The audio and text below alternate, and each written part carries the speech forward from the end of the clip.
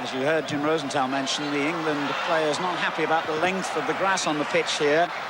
And of course, with all the heavy rain we had in that hour before the kick-off, it's going to be very, very greasy on top as the ball comes into the near post, and a chance for England straight away, and that might well have provided a goal for Nigel Clough, breaking from that position in midfield that he's occupying tonight, the Gaza roll they're calling it, and a marvellous opportunity there, Rodney, for England to take the ball goes out wide. It's a good early cross, goes to the far post and slices it wide.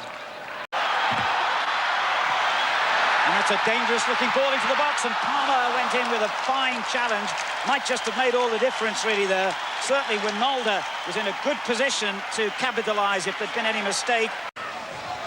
Palmer took a risk then, but got away with it. Those long legs of his, extricating himself from danger and finding sharp.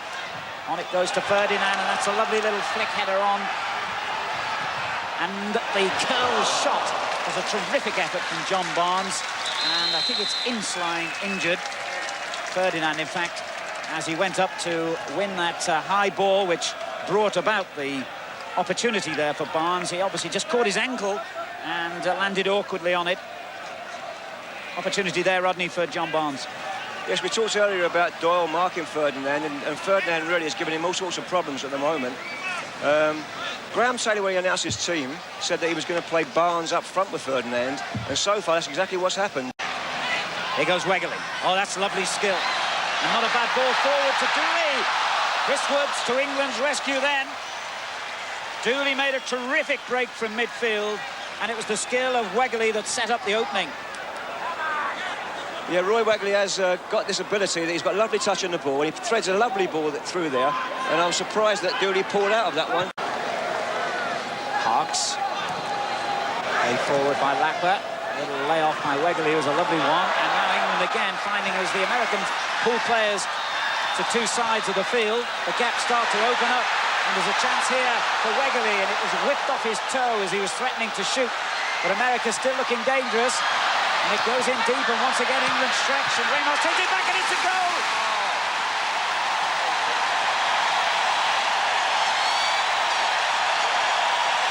This crowd has gone absolutely bananas.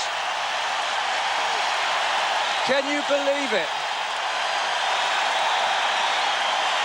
And you have to say, it's been on the cards. Tom Dooley was not hanging his head down then.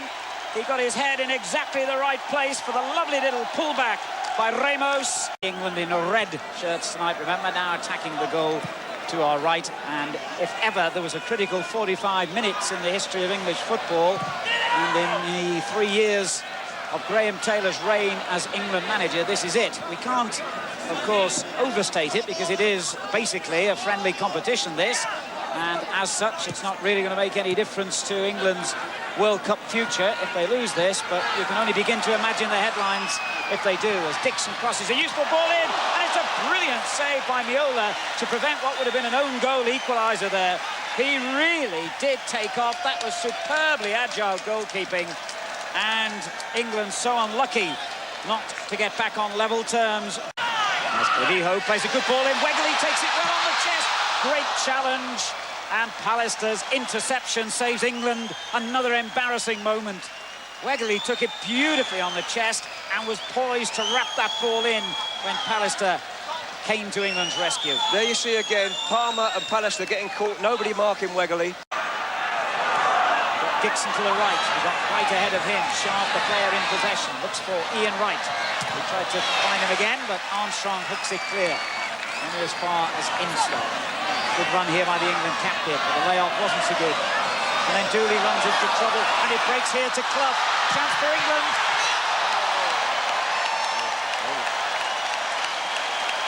Brilliant goalkeeping. And Clough frustrated again. Another example of giving the ball away in the last third of the field, Alan. And it breaks through for Clough, hits it on target, and Miola again makes an instinctive great save. Corner floated in high and touched on to Wright. Who, well, he had to obviously go for it first time, but in doing so, stabbed at it rather wildly. This is a great chance. Flick on at the near post, comes through to the right. There comes a corner, comes in, it's flicked on. He stabs it with his left foot, and he will be very, very unhappy with that finish. He should have scored there. It's Clough who lifts it. Another brilliant save from Meola. It was a superbly taken free kick by Nigel Clough. And Meola is proving to be America's hero at the moment. The All-American boy. It's a great free kick going right in the corner. What a tremendous save by Meola. I noticed Teddy Sheringham getting ready to come on for England. And now they need one of his goals at the moment. And the pressure again here from Stewart. He breaks clear. It's a brilliant tackle. An absolute lifesaver. And Stewart then, for a moment, must have saw the pages of history opening up for him.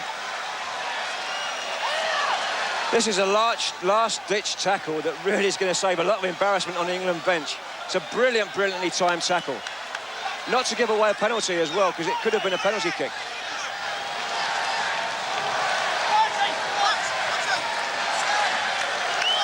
It really was a lifesaver, that. Stewart had his finger on the trigger. Chris Woods comes for it, and it's a goal!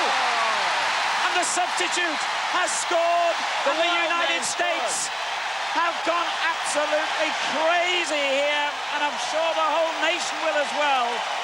Woods is beaten. Lalas, the substitute, has made it United States 2, England 0.